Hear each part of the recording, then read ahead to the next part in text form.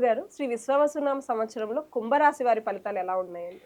కుంభరాశి గురించి చెప్పాలంటే అమ్మా, ధనిష్ట 3-4 పాదాలు, శతభిషం 1-2-3-4 పాదాలు, పూర్వభాద్ర 1-2-3 పాదాలు ఈ కుంభరాశిలో ఉంటాయి.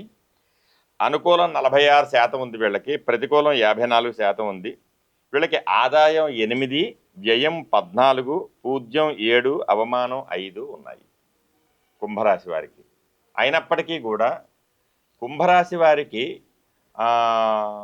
పంచమ స్థానం నుంచి నవమ స్థానం నుంచి గురుదృష్టి ఉంది వీళ్ళకి.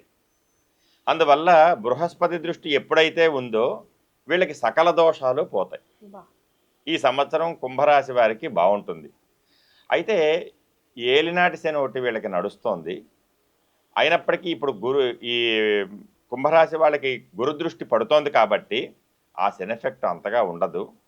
అయినప్పటికీ కూడా వీళ్ళు జాగ్రత్తగా ఉంటూ విష్ణాలయాన్ని శనివారం తప్పకుండా దర్శనం చేసుకుంటే వీళ్ళకి అలాంటి దోషం ఉండదు.